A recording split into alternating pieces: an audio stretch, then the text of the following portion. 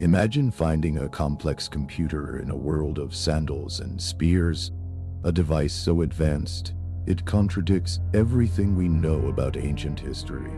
In 1901, sponge divers off the coast of the Greek island of Antikythera made a discovery that would haunt archaeologists for a century. Among the marble statues and gold coins, they found a corroded, calcified lump of bronze. At first, it looked like nothing more than a rock. When the wood dried and the artifact split open, it revealed something impossible. Interlocking gears, precision teeth, mathematical order. This is the Antikythera Mechanism. Wow. Well, this was the Antikythera Mechanism. It dates back to at least 150 BC. But there's a massive problem with that timeline. Official history states that such complex differential gears didn't appear until the 14th century. That is a 500-year gap in human technology. Using advanced X-ray tomography, scientists finally peered inside. What they found was a masterpiece of astronomical engineering. The device had over 30 hand-cut bronze gears. It wasn't just a clock.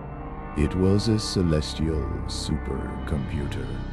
By turning a hand crank, the user could track the movements of the sun, the moon, and the 5 known planets with incredible accuracy.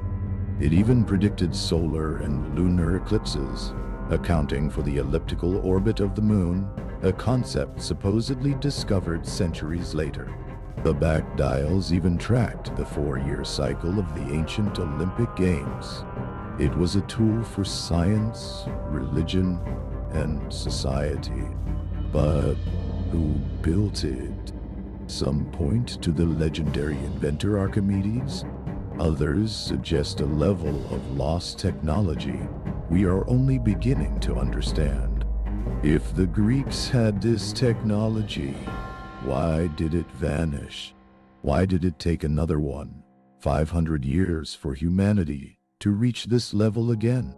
The Antikythera Mechanism proves that history is not a straight line.